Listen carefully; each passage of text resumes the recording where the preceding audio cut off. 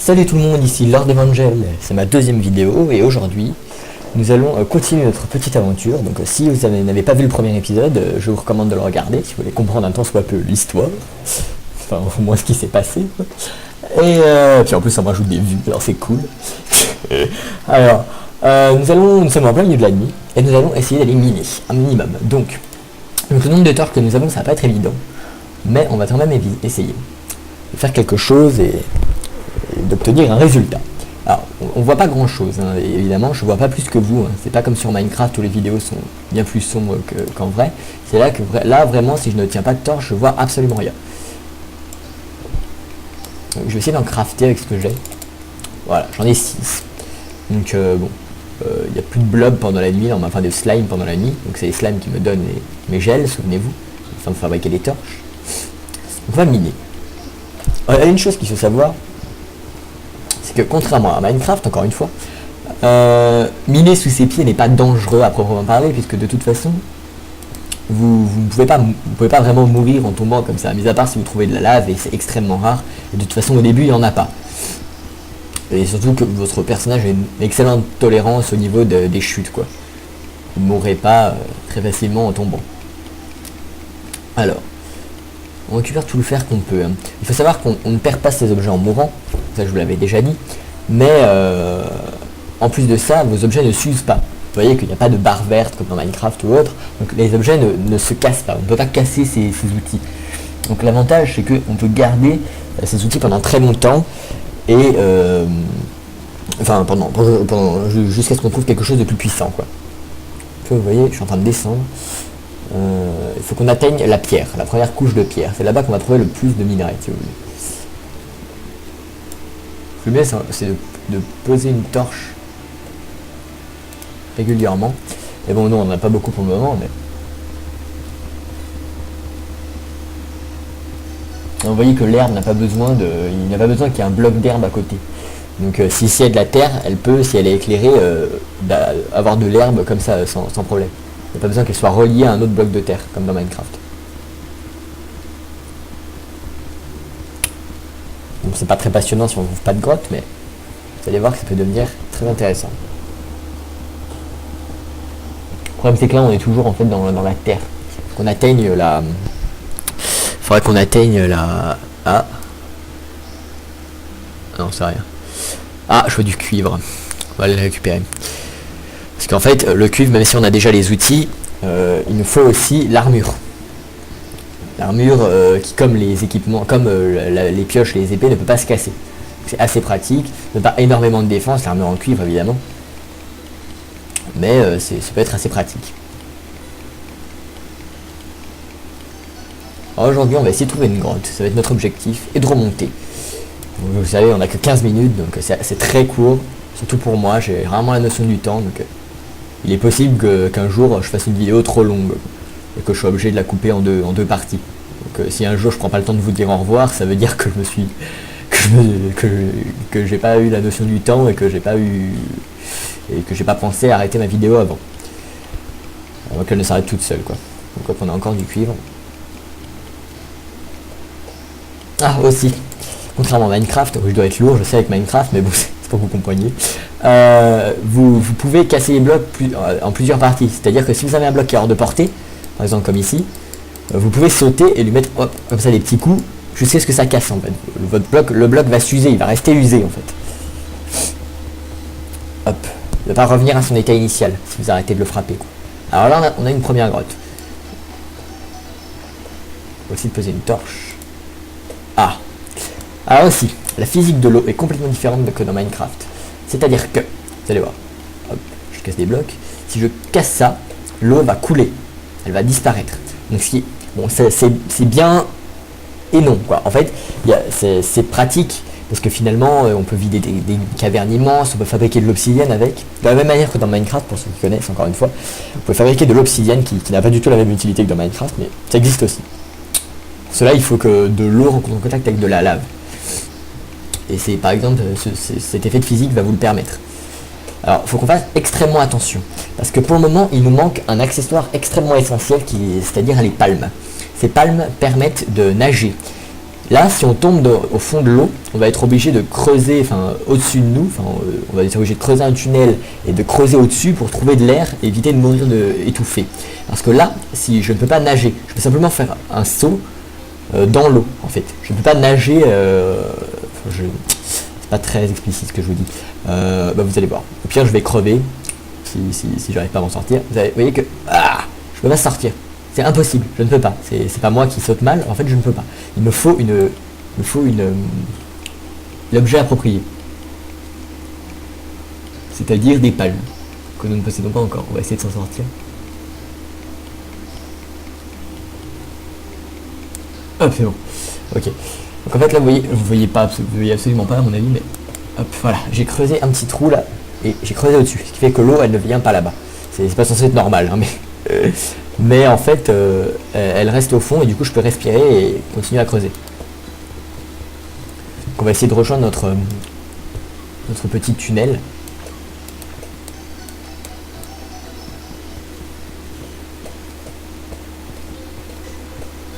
Hop. Et merde, j'ai encore un bug bizarre là. Bon. Hop, vous voyez que l'eau elle coule, hein. La lave réagit de la même manière. Hop, on remonte. On va creuser par là. Hop, on continue. On va peut-être faire un petit détour. Ouais, on va passer par là, on va faire un petit détour parce que c'est pas terrible de creuser avec de la flotte en fait. Ah, là-bas je vois des objets. Ouais, on va aller creuser jusqu'en bas. Notre pioche n'est pas terrible hein, pour le moment, mais je ne crois pas qu'avec ce qu'on a comme minerai, on puisse se faire une nouvelle pioche. Il faut, je crois, 13 lingots, à peu près, entre 10 et 15 lingots à peu près, je crois, pour fabriquer une pioche, avec quel que soit le matériau. Tac. Mais là, on n'a que des minerais, mais il faut, je crois, 2 ou 3 minerais, voire 4, je ne me rappelle plus exactement, en fait, des valeurs. Je sais qu'il faut plusieurs minerais pour fabriquer un seul lingot. Donc, on va récupérer tout le cuivre qu'on peut, en l'espoir de se faire une armure avant la fin de cet épisode. Qui ne va plus durer très longtemps apparemment. À mon avis, on va pas avoir tellement de temps. Je pense que je vais découper l'épisode en plusieurs parties. Hein. Ce sera sûrement partie 1 et 2, histoire que vous puissiez vous y retrouver.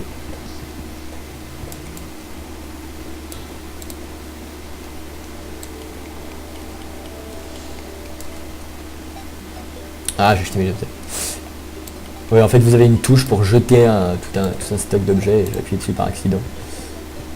Hop là. Donc on a plus de torches. Le problème c'est qu'on ne voit absolument rien quand on est comme ça. Donc on va essayer d'aller en récupérer une. On va retourner en bas, la prendre dans nos mains. Pour pouvoir voir en fait les minerais qu'il y a. Parce que le problème c'est que contrairement encore une fois à Minecraft, on ne peut pas, même au fin fond d'une grotte dans Minecraft, on peut voir quelque chose. On voit s'il y a des minerais, au moins un minimum. Ici on ne voit strictement rien. S'il n'y a pas de lumière, il n'y a pas de lumière, on ne voit rien du tout. J'ai oublié ma torche, putain mais je suis nul. Je suis nul. Alors. En fait, vu que j'ai cassé le bloc en dessous, elle s'est mise sur le bloc au-dessus. Là, donc il n'y a rien.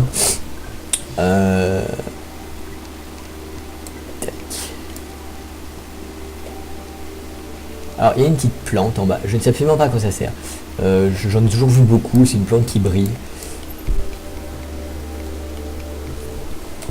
Qui ne sert pas à grand-chose. Bon, il n'y a rien de très polluant apparemment. Donc vous voyez, hop, il y a des petites paillettes, des petites étincelles qui tombent en fait. Donc vous pouvez vous en servir comme ça en tenant votre torche dans la main pour voir ce qu'il y a en dessous. Ça c'est encore une petite astuce. On va remonter. Je pense qu'on va remonter. Hop. On va fabriquer des petites plateformes en bois. Même si on va pas pouvoir en faire énormément, je pense que ça peut suffire pour remonter. Donc en fait, vous passez votre curseur le plus haut possible. Donc là, hop, à la limite, ici. Hop, et je fais un saut. En fait, vous pouvez sauter jusqu'à votre curseur. Comme ça, il vous suffit de poser vos plateformes en montant sans garder votre curseur au même endroit. Tac. Vous voyez, on n'est pas obligé de les placer contre un bloc. Il faut qu'elles soient contre un mur au minimum. Donc là, il y a un mur à l'arrière. On ne peut pas casser, je crois. Non, on ne peut pas le casser directement. Mais que si. En fait, on peut le casser, mais il faut, je crois, certains objets pour pouvoir le faire. En tout cas, on peut poser des murs par-dessus, en tout cas. Donc vous pouvez vous faire des maisons souterraines, ça sera utile, surtout quand on sera extrêmement profond dans les abysses de la planète. Hop, c'est bon, on est en haut. Donc il fait jour, apparemment depuis quelques temps. Nous on va retourner ici, dans notre petite maison. Et on va apprendre quelques crafts. Il nous faut des torches, parce qu'on va pas avoir de quoi faire. Torches, il faut qu'on trouve des petits blobs, des petits slimes à tuer. On va placer une plateforme sur la maison, hop, pour pouvoir passer. Donc on va explorer un petit peu cette map en même temps. Donc, hop, et les petits pigeons. Et tout. Alors, hop là, on saute.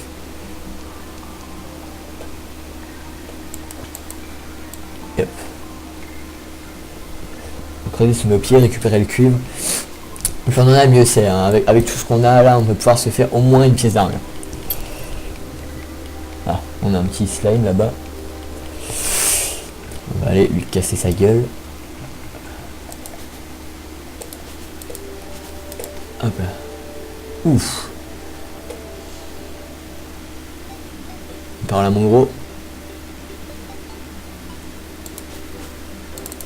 Hop là. Donc on aura la possibilité de se faire divers objets, hein. Il y a même des armes à feu, tout de malade quoi. On va avoir des arcs, des ailes. Les ailes est extrêmement compliqué à faire, hein. Il faut tuer un monstre et après ça on pourra se les fabriquer, mais à mon avis ce sera pas avant un petit moment, ouais. C'est très long d'avoir ces ailes. Donc on a un gel, on va se faire des torches. Hop. Ah, il faut du bois. Hop. Hop,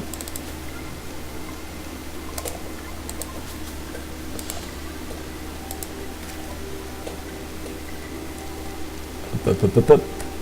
Et hop.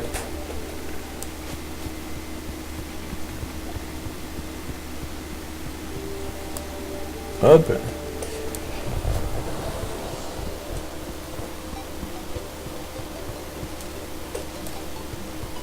Les objets sont attirés vers vous, hein, assez facilement.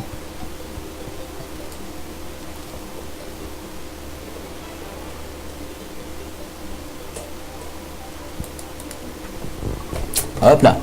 Donc avec tout ça, on va avoir la possibilité, donc on va se faire nos torches.